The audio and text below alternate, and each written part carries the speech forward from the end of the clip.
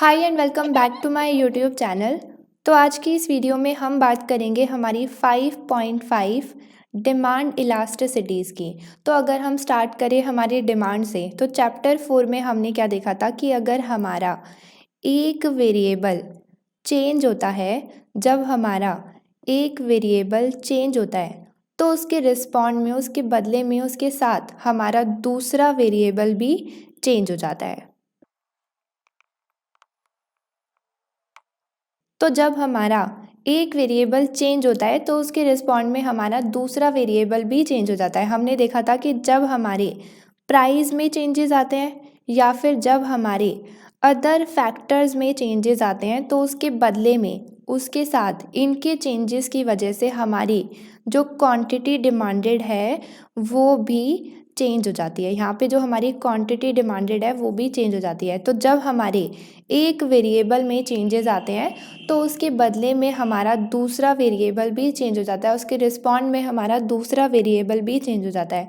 अगर हम specifically price की बात करें, लेट सपोज, तो जब हमारा प्राइस इंक्रीज़ होता था तो उसके बदले में हमने क्या देखा था कि जो हमारी क्वांटिटी डिमांडेड है वो कम हो जाती थी। सिमिलरली जब हमारा प्राइस कम होता था तो उस केस में हमारी क्वांटिटी डिमांडेड इंक्रीज़ हो जाती थी। हमारा एक वेरिएबल चेंज हो जाता था तो उसके रिस्पॉन्ड में हमारा दूसरा वेरिएबल भी चेंज हो जाता था। ये सब हमने एक वेरिएबल का इम्पैक्ट दूसरे वेरिएबल पे देखा। हमने यहाँ पर सिर्फ डायरेक्शन की बात करी। हमने चैप्टर 4 में अपने पूरे सिर्फ डायरेक्शन की बात करी कि अगर हमारे एक वेरिएबल में चेंजेस आते हैं तो हमारा जो दूसरा वेरिएबल है वो कम होगा या फिर वो ज़्यादा होगा। लेकिन हमने वहाँ पर कितना कम और ज़्यादा होगा उसकी बात नहीं करी। हमने वहाँ पर साइज़ ऑफ चेंज की बात ही नहीं करी। तो इसका क्या मतलब हुआ, जब हम अपने चैप्टर 4 में वेरिएबल्स को पढ़ रहे थे, अपने प्राइस का चेंज क्वांटिटी डिमांडेड में देख रहे थे, अदर फैक्टर्स का चेंज क्वांटिटी डिमांडेड में देख रहे थे, तो हम ये देख रहे थे कि उनको चेंज करने से हमारी जो क्वांटिटी डिमांडेड है वो कम होती है या फिर वो ज़्यादा होती है। बट हमने इसकी बात नहीं करी कि वो कितनी कम और ज़्यादा होती है, हाउ मच इंक्रीज़ और डिक्रीज़, इसकी हमने बात ही नहीं करी थी वहाँ पे। लेकिन जब हम यहाँ पर अब इलास्टिसिटी पढ़ते हैं तो इलास्टिसिटी हमें शो करता है कि कितनी कम और ज़्यादा होगी। इलास्टिसिटी हमारा साइज़ ऑफ चेंज की बात करता है। वो हमें बताता है कि हमारा जो चेंज आया है दूसरे वेरिएबल में एक वेरिएबल की वजह से, तो वो कितना चेंज आया है। यहाँ पर तो हम सिर्फ डायरेक्शन की बात कर रहे थे कि कम हो रहा है या ज़्यादा हो रहा है। अब हम इलास्टिसिटी में देखेंगे कि कितना कम और ज़्यादा हो रहा है। अगर हमारी डिमांड इंक्रीज़ हुई है तो वो कितनी इंक्रीज़ हुई है, कम हुई है तो वो कितनी कम हुई है। अब यहाँ पर जब हम बात करेंगे इलास्टिसिटी की, तो वो हमारी 3 तरीके की इलास्टिसिटी यहाँ पर गिवन है। हमारी प्राइस इलास्टिसिटी ऑफ डिमांड, हमारी cross price elasticity of demand and हमारी इनकम इलास्टिसिटी ऑफ डिमांड। तो स्टार्ट करते हैं हमारी फर्स्ट इलास्टिसिटी से, प्राइस इलास्टिसिटी ऑफ डिमांड। तो अगर हम बात करें प्राइस इलास्टिसिटी ऑफ डिमांड की, तो जो हम इसमें चेंज देखेंगे तो वो हम यहाँ पर साफ देख सकते हैं, वो हमारा प्राइस और डिमांड के बीच में होगा। तो हमने ऑलरेडी देखा था कि प्राइस के चेंज होने से हमारी क्वांटिटी डिमांडेड चेंज होती है। लेकिन अगर हम बात करें प्राइस इलास्टिसिटी ऑफ डिमांड की, तो हम देखेंगे कि प्राइस के चेंज होने से हमारी क्वांटिटी डिमांडेड कितना चेंज होती है। हमारा जो ये इलास्टिसिटी है वो हमारे चेंज को शो करता है। हमारा कितना चेंज वो हमारी इलास्टिसिटी शो करती है। यहाँ पर हमें गिवन भी है कि अगर हमारा प्राइस इंक्रीज़ होता है गुड का तो उसकी जो क्वांटिटी डिमांडेड है वो कम हो जाती है। बट हमने इसकी बात अभी तक नहीं करी कि वो कितनी कम होती है। तो अब हम प्राइस इलास्टिसिटी ऑफ डिमांड में यही चीज़ मेजर करेंगे कि हमारी प्राइस में चेंज आने की वजह से हमारी क्वांटिटी डिमांडेड कितना चेंज होती है। अब इसका फॉर्मूला क्या है, कैसे हम इस चेंज को मेजर करेंगे, तो हमारा प्राइस इलास्टिसिटी ऑफ डिमांड का फॉर्मूला होता है, एक सेकेंड में यहाँ पर लिख देती हूँ। अगर हम बात करें प्राइस इलास्टिसिटी ऑफ डिमांड की,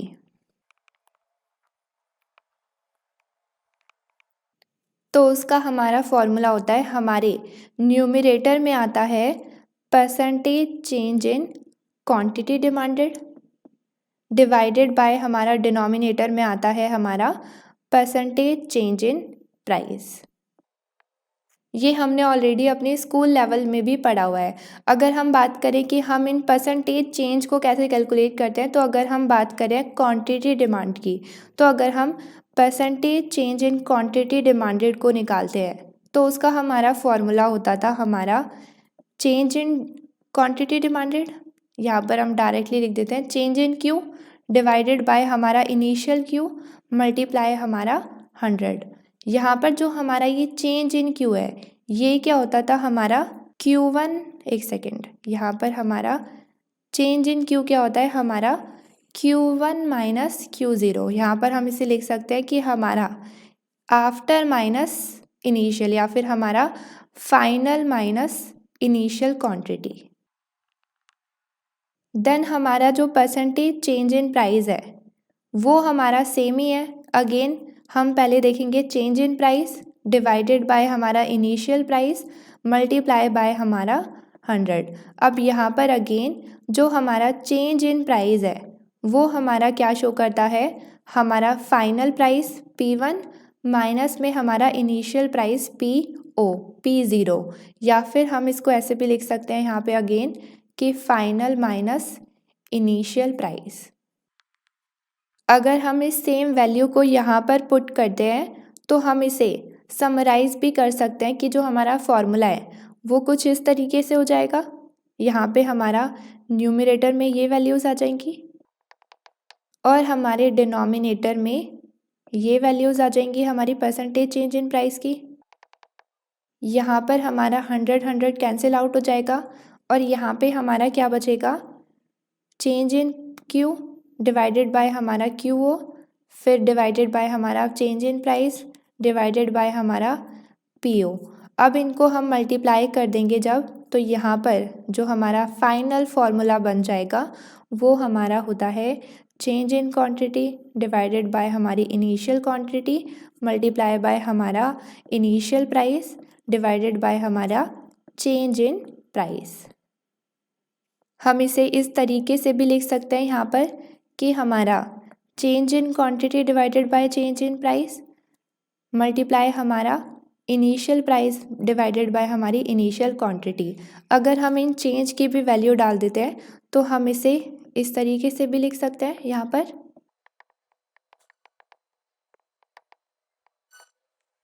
तो ये है हमारा प्राइस इलास्टिसिटी ऑफ डिमांड को मेजर करने का फॉर्मूला।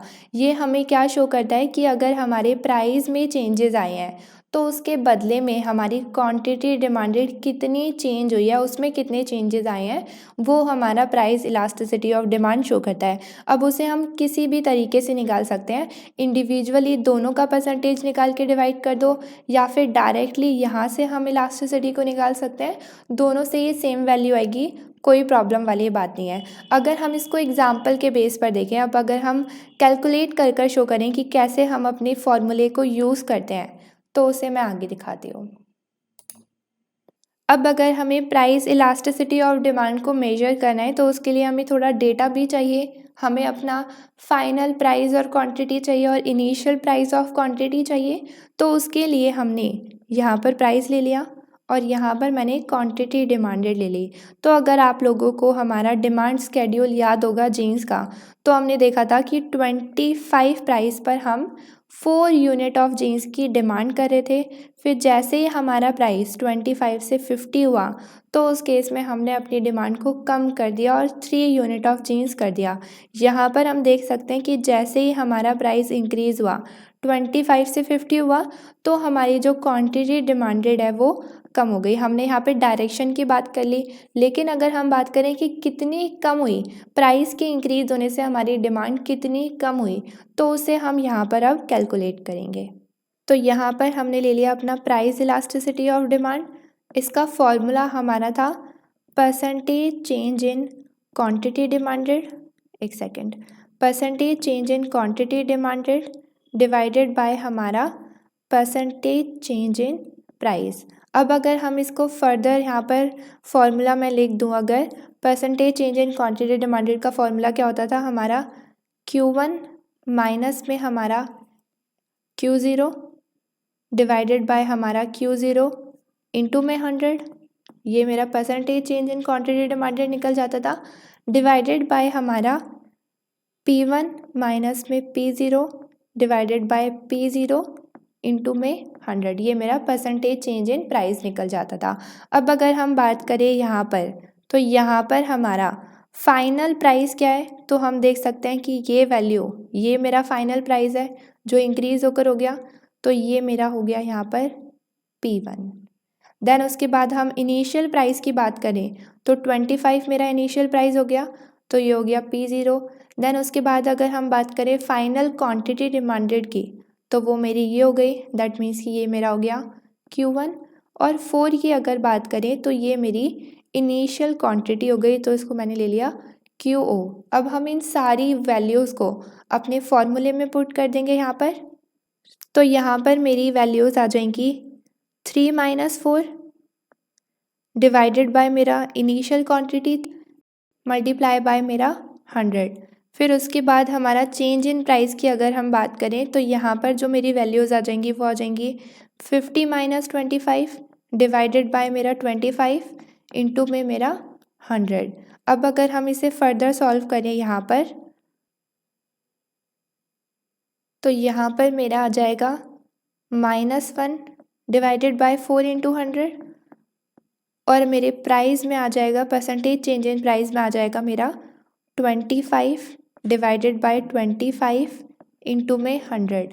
अगर मैं इसे और फर्दर सॉल्व करूं तो यहाँ पर मेरा आ जाएगा -25 ऊपर, जो कि परसेंटेज में है क्योंकि ये मेरा percentage change in quantity demanded है, और नीचे मेरा आ जाएगा डिनोमिनेटर में 100%।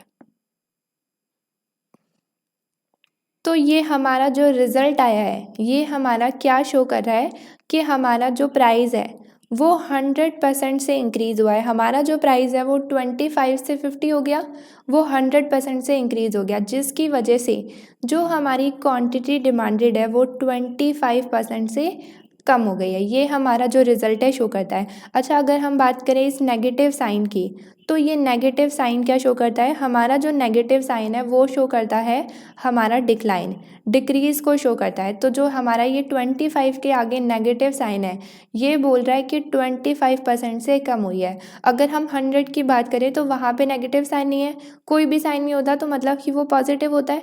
अगर कोई पॉजिटिव साइन है तो वो शो करता है हमारे इंक्रीज़ को। तो यहाँ पर हम इसको अगर पूरा कंक्लूड करें तो वो हो रहा है कि हमारी 100% से प्राइस जो है वो इंक्रीज़ हुए हैं, जिसकी वजह से 25% से जो हमारी क्वांटिटी डिमांडेड है वो कम हुई है।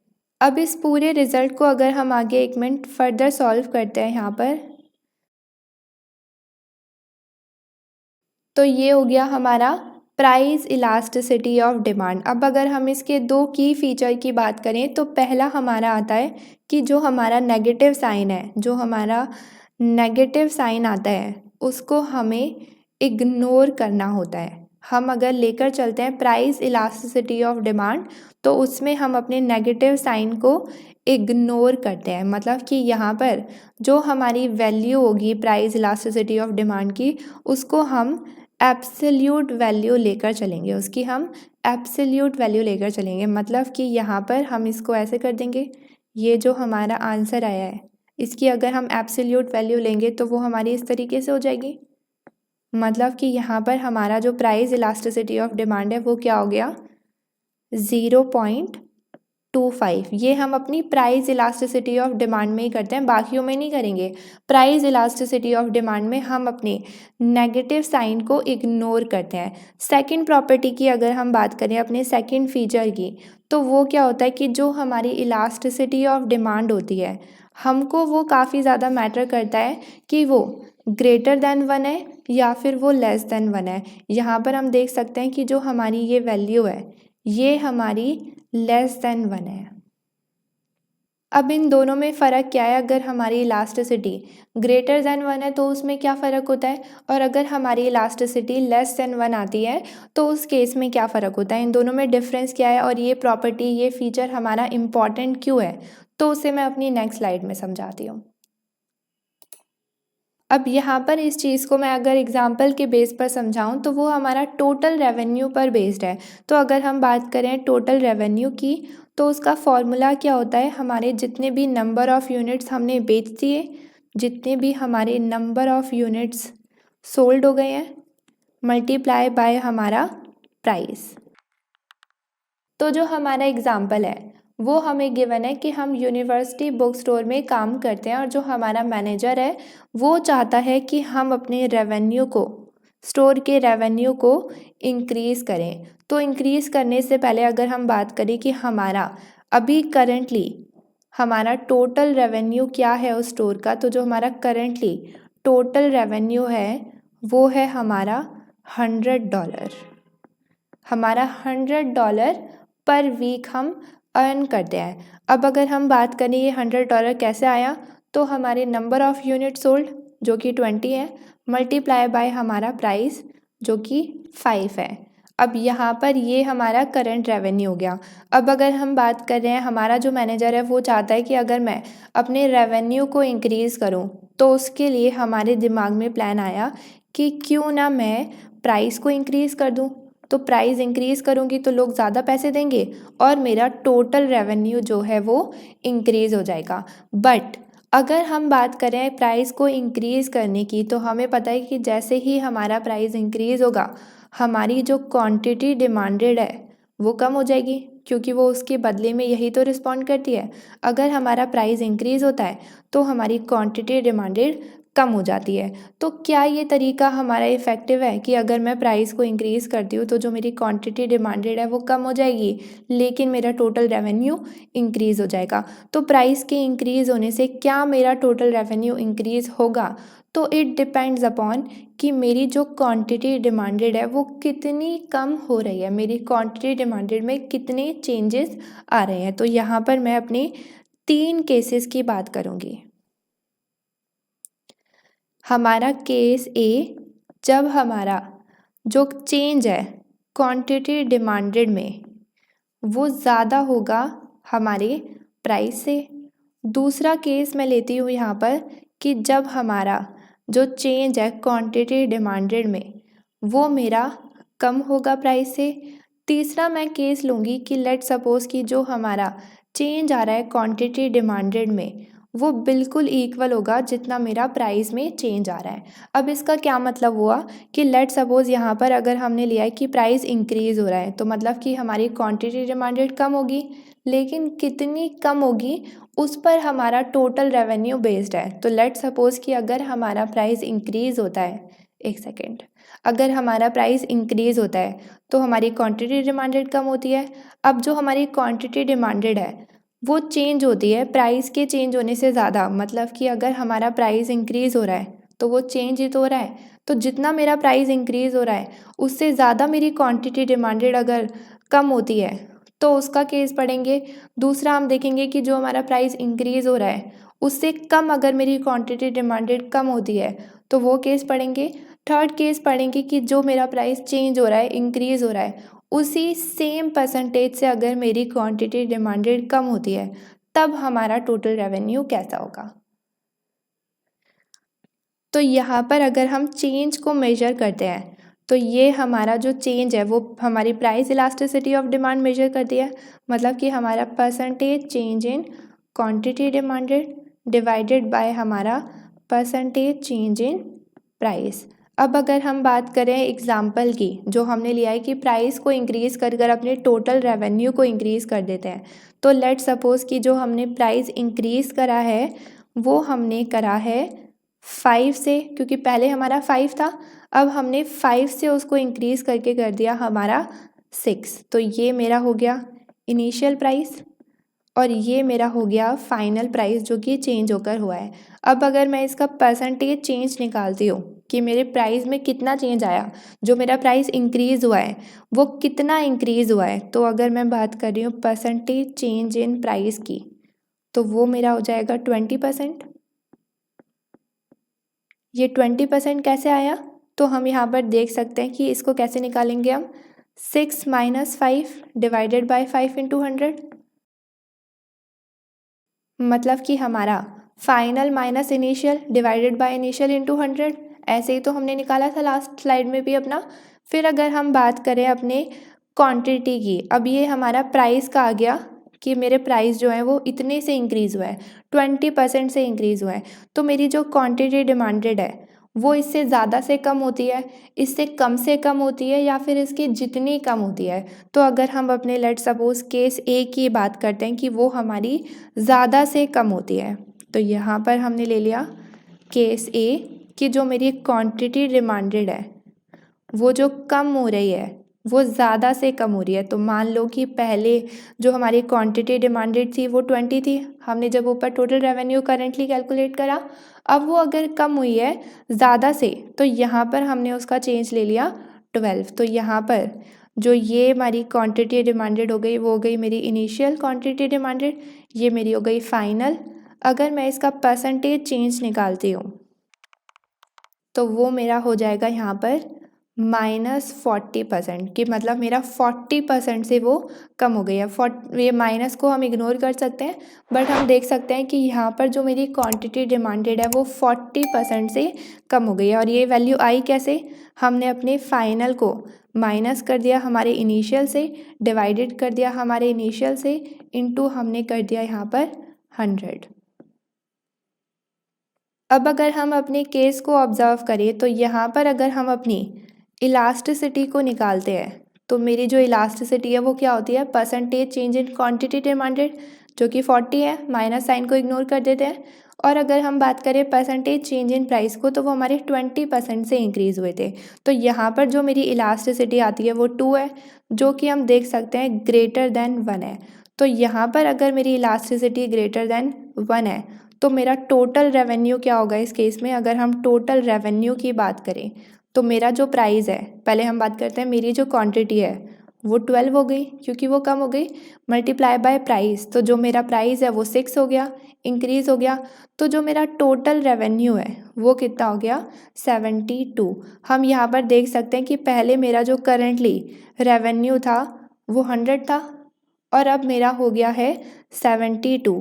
इससे हम क्या कंक्लूड कर सकते हैं यहाँ पर कि अगर मेरा प्राइस में चेंज कम आता है और मेरी क्वांटिटी डिमांडेड में चेंज ज़्यादा आ रहा है, तो उस केस में यहाँ पर हम जब मेरा न्यूमरेटर ज़्यादा है डिनोमिनेटर से, तो हम इसे ऐसे भी बोल सकते हैं।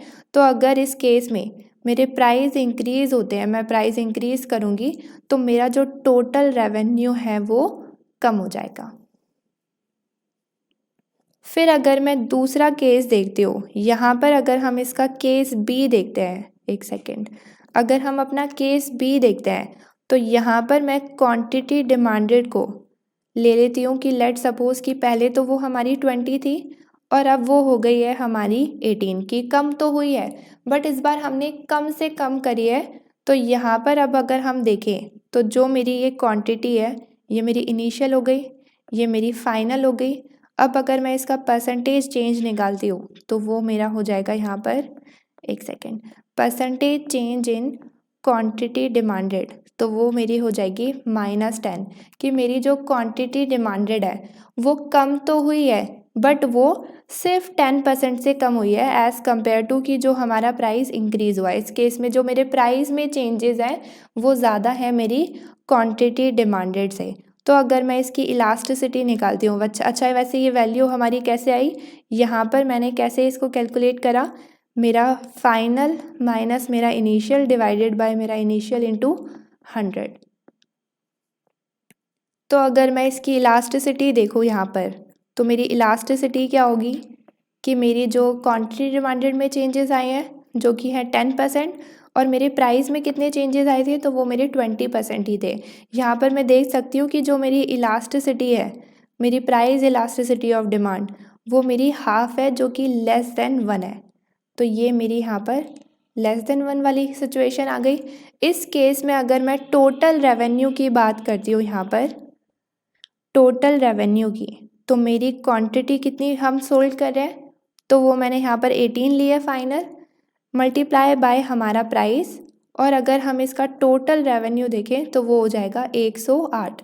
यहाँ पर हम देख सकते हैं कि जो मेरा करंट रेवेन्यू था वो 100 था और अब मेरा जो रेवेन्यू है वो इंक्रीज़ हो जाएगा इस केस में, अगर मैं प्राइस को इंक्रीज़ करती हूँ तो यहाँ पर हम देख सकते हैं कि इस सिचुएशन में अगर मेरा न्यूमरेटर छोटा होता है मेरे डिनोमिनेटर से, तो उस केस में अगर मैं प्राइस को इंक्रीज़ करती हूँ तो मेरा जो टोटल रेवेन्यू है वो भी इंक्रीज़ हो जाएगा। देन अगर हम बात करें हमारे केस सी की, तो उस केस में जो हमारी क्वांटिटी डिमांडेड है वो 20 से कम होकर हो गई है 16.6 बार, मतलब कि 16.666666 and dot dot dot dot dot. तो इस केस में जो हमारा percentage change in quantity demanded है, percentage change in quantity demanded है, वो हमारा हो जाएगा 20%। अब अगर इस केस में हम इलास्टिसिटी की बात करें तो हमारी प्राइस इलास्टिसिटी ऑफ डिमांड कितनी हो जाएगी, यहाँ पर हमारा नेगेटिव आएगा क्योंकि हमारी जो डिमांड है वो कम हो रही है।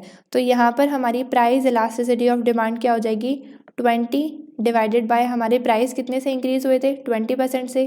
तो यहाँ पर हमारी जो प्राइस इलास्टिसिटी ऑफ डिमांड है वो 1 हो जाएगी। इस केस में ना तो वो 1 से ज़्यादा है ना तो वो 1 से कम है, इस केस में वो एग्जैक्टली 1 है।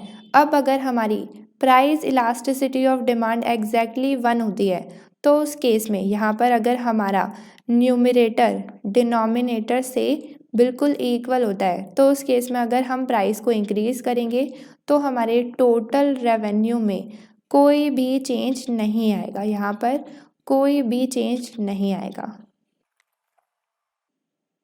हम देख सकते हैं यहाँ पर अगर हम इसका टोटल रेवेन्यू कैलकुलेट करते हैं तो टोटल रेवेन्यू क्या हो जाएगा हमारा 16.666666, यहाँ पर मल्टीप्लाई बाय हमारा 6, तो वो हो जाएगा हमारा 100। एग्जैक्टली सेम है, कोई भी हमारे टोटल रेवेन्यू में चेंजेस नहीं आए।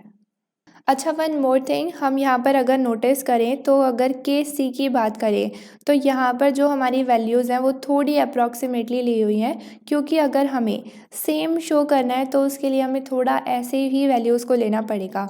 तो अगर हमें सेम वैल्यूज़ लेनी है तो यहाँ पर अगर हमें 20% शो करना है तो उस केस में तो हम डायरेक्टली इसको 16 ले सकते हैं, यहाँ पर जो है हम इसे डायरेक्टली 16 ले सकते हैं। लेकिन अगर हमें यहाँ पर टोटल रेवेन्यू को 100 शो करना है तो उस केस में हमें 16.6666 लाइक पूरा इन्फिनिटी तक उसको इंटू 6 करना पड़ेगा, तब जाकर हमारा 100 आएगा।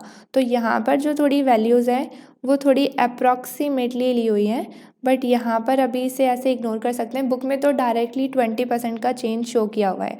तो अब अगर हम इस पूरे से कंक्लूड करें कि हमें क्या समझ आता है, तो हम इस पूरे से क्या समझ रहे हैं कि अगर हमें रेवेन्यू इंक्रीज़ करना है तो उसके बदले में हम प्राइस इंक्रीज़ करने का सोच रहे हैं, बट प्राइस हम तभी इंक्रीज़ करेंगे जब हमें लग रहा है कि प्राइस के इंक्रीज़ होने से जो हमारी क्वांटिटी डिमांडेड कम होगी वो हमारी कम से कम होगी। मतलब कि यहाँ पर अगर हमारा प्राइस 20% से इंक्रीज़ हो रहा है तो जो हमारी क्वांटिटी डिमांडेड है वो 10% से कम होनी चाहिए। अगर वो प्राइस से ज़्यादा से चेंज होगी, लाइक जैसे 20% से ज़्यादा से अगर कम हो रही है, लाइक 20% से तो प्राइस इंक्रीज़ हो रहा है, अगर वो ज़्यादा से कम होगी 40% से कम हो जाएगी तो उस केस में हमें नुकसान ही होगा।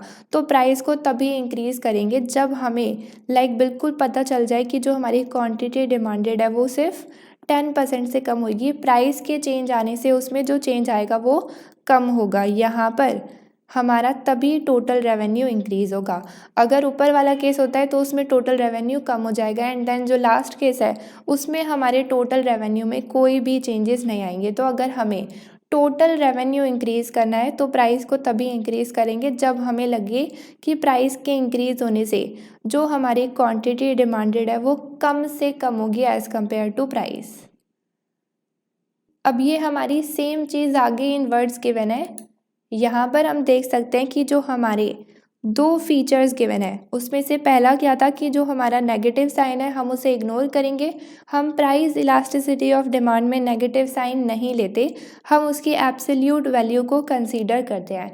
देन उसके बाद अगर हम बात करें अपने सेकंड फीचर की, तो हमने देखा था कि हमारा ये काफ़ी इंपॉर्टेंट होता है कि जो हमारा प्राइस इलास्टिसिटी ऑफ डिमांड है वो ग्रेटर देन है या फिर वो लेस देन 1 है।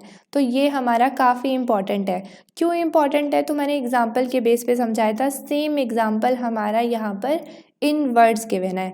अगर हम यहाँ पर देखें तो हम देख सकते हैं कि अगर हम यहाँ पर यूनिवर्सिटी बुक स्टोर में वर्क करते हैं और जो हमारा मैनेजर है वो चाहता है रेवेन्यू इंक्रीज़ करना, तो उस केस में अगर हम पहले बात करें कि हमारा करंट रेवेन्यू क्या है, तो वो हमारा यहाँ पर गिवन है। अब अगर हम इस केस में अपने रेवेन्यू को इंक्रीज़ करने के लिए प्राइस को इंक्रीज़ कर देते हैं, 5 से 6 कर देते हैं, दैट मीन्स कि जो हमारा प्राइस है वो 20% से इंक्रीज़ हो गया। लेकिन उसके बदले में अगर हमारा प्राइस 20% से इंक्रीज़ हुआ है तो उसके बदले में जो मेरी क्वांटिटी डिमांडेड है वो 40% से कम हो गई, तो उस केस में जो मेरा टोटल रेवेन्यू है वो भी कम हो गया। लेकिन अगर हम बात करें कि प्राइस के इंक्रीज़ होने की वजह से जो मेरी डिमांड कम हुई है, वो मान लो कि प्राइस से कम हुई है, 10% से कम हुई है, तो उस केस में जो मेरा टोटल रेवेन्यू है वो इंक्रीज़ हो जाएगा। हम यहाँ पर देख सकते हैं इस केस में जब मेरी क्वांटिटी डिमांडेड ज़्यादा से कम हुई प्राइस से, तो उस केस में जो मेरा इलास्टिसिटी ऑफ डिमांड थी वो ग्रेटर देन 1 थी। जब मेरा न्यूमरेटर ज़्यादा था डिनोमिनेटर से, मेरा percentage change in quantity demanded ज़्यादा था मेरा परसेंटेज चेंज इन प्राइस से, उस केस में मेरा टोटल रेवेन्यू कम हो गया था। सिमिलरली अगर हम इसका अपोजिट बात करें, जब मेरा percentage change in quantity demanded कम था मेरे परसेंटेज चेंज इन प्राइस से, जब मेरा न्यूमरेटर कम था मेरे डिनोमिनेटर से, तो उस केस में मेरा टोटल रेवेन्यू जो है वो इंक्रीज़ हो गया। इस केस में मेरा जो प्राइस इलास्टिसिटी ऑफ डिमांड था वो लेस देन 1 था। फिर अगर हम अपने लास्ट केस की बात करें, जब हमारा price elasticity of demand exactly 1 आ जाता है, दैट मीन्स कि दोनों का जो परसेंटेज चेंज है वो बिल्कुल सेम है, वो एग्जैक्टली 20% है। मतलब कि प्राइस भी जो इंक्रीज़ करा है हमने वो 20% से इंक्रीज़ करा है, उसके रिस्पॉन्स पे जो हमारी क्वांटिटी डिमांडेड कम हुई है वो भी 20% से कम हुई है। तो उस केस में जो हमारा रेवेन्यू है उसमें कोई भी चेंजेस नहीं आते। तो हमारा ये पढ़ना क्यों इम्पॉर्टेंट है कि जो हमारा इलास्टिसिटी ऑफ डिमांड है, प्राइस इलास्टिसिटी ऑफ डिमांड है, वो ग्रेटर देन 1 है या फिर लेस देन 1 है। क्योंकि अगर वो ग्रेटर देन 1 होता है तो वो क्या शो करता है कि हमारे प्राइस में चेंज होने की वजह से हमारी क्वांटिटी डिमांडेड जो चेंज हुई है, जिसने रिस्पॉन्ड करा है उसने बहुत ज़्यादा से रिस्पॉन्ड करा है।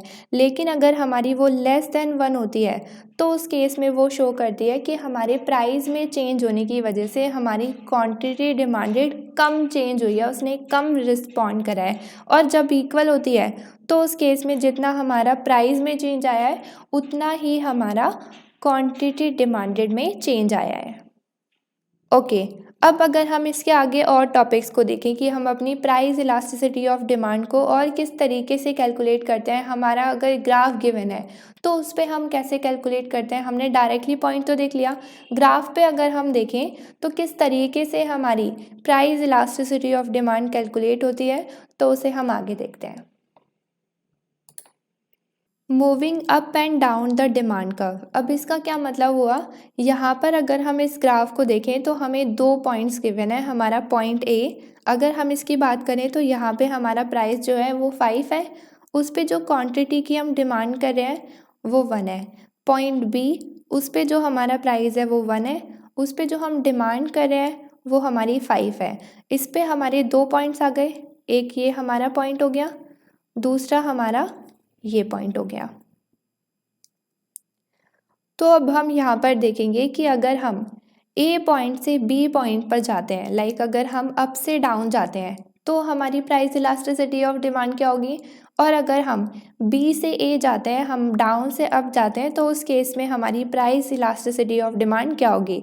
तो अगर हम लेट सपोज बात करें ए टू बी की, हम अगर अप से डाउन जाते हैं, यहाँ पर हमने लिख दिया ए टू बी जाते हैं, तो ए टू बी में अगर हम प्राइस की बात करें तो हमारा जो प्राइस है, यहाँ पे हमने क्वांटिटी डिमांडेड ले लिया, यहाँ पे जो हमारा प्राइस है ए पर वो क्या है 5, और हमारी क्वांटिटी डिमांडेड क्या है, वो है हमारी 1। फिर ए से अगर बी पे जाते हैं तो उस केस में हमारा जो प्राइस है वो 1 है और जो मेरी क्वांटिटी डिमांडेड है वो 5 है। तो इस केस में मेरी इलास्टिसिटी ऑफ डिमांड क्या होगी, प्राइस इलास्टिसिटी ऑफ डिमांड क्या होगी, तो उसे अब हम कैलकुलेट करते हैं। यहाँ पर हमारा जो एक सेकेंड, यहाँ पर हमारा जो इनिशियल प्राइस है वो हमारा 5 हो गया, ये मेरा पी हो गया P0, देन उसके बाद अगर हम फाइनल प्राइस की बात करें तो ये मेरा P1 हो गया। फिर यहाँ पर मेरी फाइनल क्वांटिटी ये हो गई और मेरी इनिशियल क्वांटिटी क्या हो गई, वो मेरी ये हो गई। इससे हम अपने प्राइस इलास्टिसिटी ऑफ डिमांड को कैलकुलेट कर सकते हैं। तो हमारा जो प्राइस इलास्टिसिटी ऑफ डिमांड का फॉर्मूला था उसे हम पहले लिख देते हैं यहाँ पर।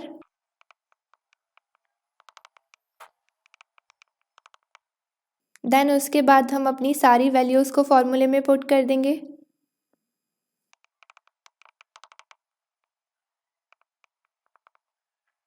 अब हम यहाँ पर देख सकते हैं कि ये तो हमारा डायरेक्टली कैंसिल आउट हो गया।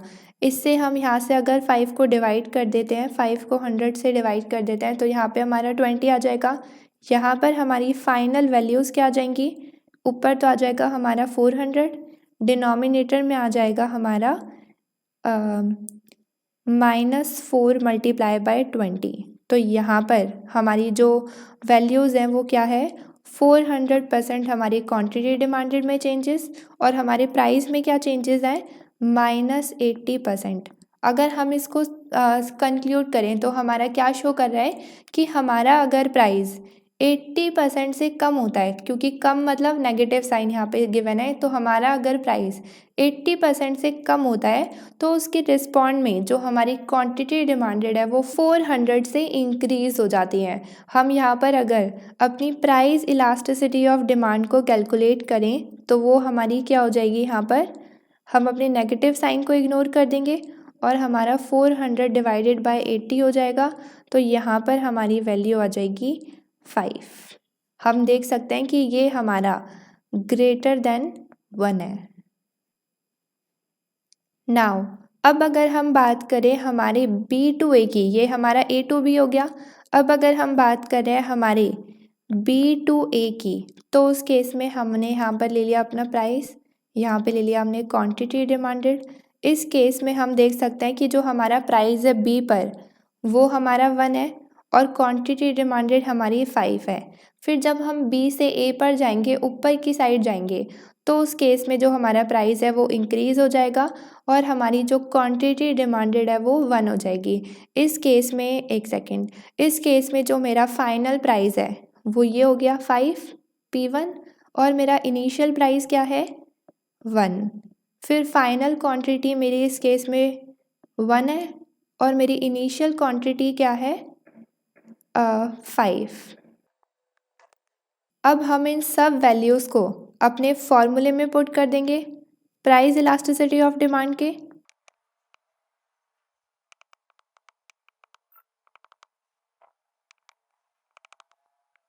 हम यहाँ पर देख सकते हैं कि ये हमारे 0 से 0 कैंसिल आउट हो गए और यहाँ पर हमारा ऊपर आ जाएगा 400, जिससे हम अपने 5 को डिवाइड कर देंगे डायरेक्टली, तो यहाँ पर आ जाएगा हमारा 80। लेकिन यहाँ पर 100 माइनस 500 है तो यहाँ पे हमारा नेगेटिव साइन में 80% होगा। तो हमारा ऊपर तो आ गया -80%। हमारी जो क्वांटिटी डिमांडेड है वो 80% से कम हो गई, क्योंकि ये माइनस साइन शो करता है डिक्लाइन। उसके बाद अगर हम अपने डिनोमिनेटर की बात करें तो यहाँ पर ये तो हमारा कुछ भी नहीं होगा, क्योंकि हमारे यहाँ पर 1 है और यहाँ पर हमारा 4 मल्टीप्लाई बाय 100 आ जाएगा, तो यहाँ पर आ जाएगा हमारा 400%। तो हमारे प्राइस में जो चेंजेस आए हैं वो 400% है और यहाँ पर पॉजिटिव साइन है, दैट मीन्स कि हमारा जो प्राइस है वो इंक्रीज़ हुआ है। तो इसको अगर हम कंक्लूड करें तो हमारा जो प्राइस है वो 400 से इंक्रीज़ हुआ है, जिसकी वजह से जो हमारी क्वांटिटी डिमांडेड है वो 80% से कम हो गई। हमारा जो प्राइस है वो 400% से इंक्रीज़ हुआ, जिसकी वजह से हमारी क्वांटिटी डिमांडेड 80% से कम हो गई। अगर हम इसकी प्राइस इलास्टिसिटी ऑफ डिमांड को निकालें तो नेगेटिव साइन को हम इग्नोर कर देंगे। यहाँ पर हमारा आ जाएगा 80 माइनस 400, तो यहाँ पर जो हमारी वैल्यू आएगी वो आ जाएगी 1/5, जिसको अगर हम पॉइंट में निकालें तो वो आ जाएगी 0.2। हम देख सकते हैं यहाँ पर जो हमारी इलास्टिसिटी है वो लेस देन 1 है। अब इस पूरे का क्या मतलब हुआ, हमने इसमें क्या चीज़ नोटिस करी। तो पहले अगर हम A to B की बात कर रहे हैं तो उस केस में एक सेकेंड, तो उस केस में हम क्या देख रहे हैं कि हमारा A to B में जो प्राइस है वो नीचे जाते हुए कम हो गया।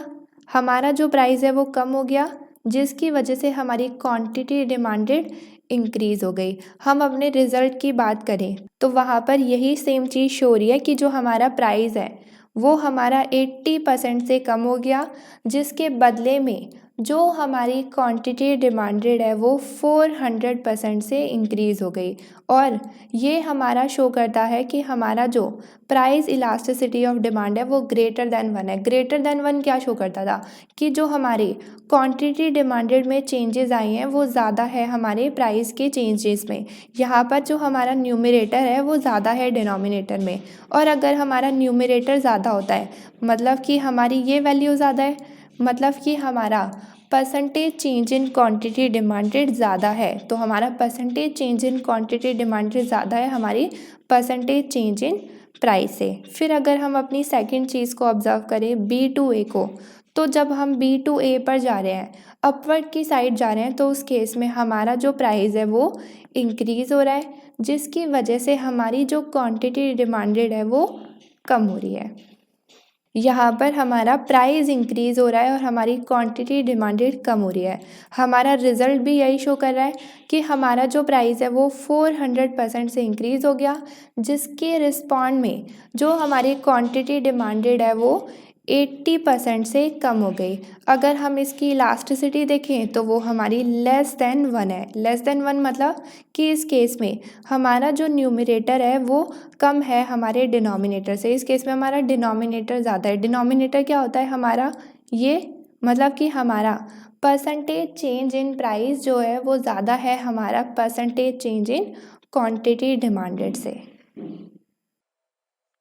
अब ये तो हो गया हमारा एक चीज़। अब दूसरी चीज़ हम क्या नोटिस कर रहे हैं, हम देख रहे हैं कि जब हम अपने पॉइंट्स को स्विच कर रहे हैं, जैसे कि हम A to B गए देन हम B to A गए, तो जब हमने अपने पॉइंट्स को ऊपर वाले पॉइंट्स को नीचे कर दिया, नीचे वाले पॉइंट्स को ऊपर कर दिया, हम देख सकते हैं कि इसमें जो हमारी इलास्टिसिटी है पॉइंट्स को ऊपर नीचे करने से वो भी चेंज हो जाती है। यहाँ पर हमारी प्राइस इलास्टिसिटी ऑफ डिमांड 5 थी, इसमें हमारी 0.2 थी। तो हमारी जो इलास्टिसिटी है वो भी चेंज हो जाती है अगर हम अपने पॉइंट्स को भी चेंज करते हैं। लाइक अगर A to B जाते हैं और फिर उसके बाद B to A जाते हैं, तो उस केस में जो हमारी इलास्टिसिटी है वो चेंज हो जाती है प्राइस की। अगर लेट सपोज़ कि हमें 2 पॉइंट गिवन है, ये हमारा X और Y गिवन है, दूसरा हमारा गिवन है X1 और Y1। तो अगर हमें ये 2 पॉइंट्स गिवन है, इस पर अगर हम अपनी ये इनिशियल लेते हैं और फिर ये फाइनल लेते हैं, तो हमारी इलास्टिसिटी तब कुछ और आएगी। और एंड देन अगर हम ये इनिशियल लेते हैं और ये फाइनल ले लेंगे पॉइंट्स, तो हमारी इलास्टिसिटी कुछ और आएगी। अब इसमें हमें कैसे पता चलेगा कि हमें कौन से पॉइंट कब लेने हैं, कौन से हमें इनिशियल पॉइंट्स लेने हैं और कौन से हमें फाइनल पॉइंट लेने हैं। तो उसके लिए हमें एक और फॉर्मूला गिवन है, जिससे अगर हम A to B जाएं तब भी सेम वैल्यू आएगी हमारी प्राइस इलास्टिसिटी ऑफ डिमांड की, और अगर हम B to A जाते हैं तो उसमें भी हमारा जो प्राइस इलास्टिसिटी ऑफ डिमांड है वो सेम होगा, उसमें हमारी डिफरेंट वैल्यूज़ नहीं आती। तो अगर हम उस फॉर्मूले की बात करें तो उस फॉर्मूले का नाम है हमारा आर्क इलास्टिसिटी। अगर हम अपने आर्क इलास्टिसिटी से निकालते हैं अपनी प्राइस इलास्टिसिटी ऑफ डिमांड को, तो उस केस में हमारी जो प्राइस इलास्टिसिटी ऑफ डिमांड है वो डिफरेंट नहीं आती है अगर हम अपने पॉइंट्स को चेंज कर रहे हैं। तो अगर इसको इनिशियल लें या फिर इसको इनिशियल लें, फ़र्क नहीं पड़ेगा, हमारा जो प्राइस इलास्टिसिटी ऑफ डिमांड है वो एग्जैक्टली सेम आएगा। तो उसे हम अपनी नेक्स्ट स्लाइड में देखते हैं।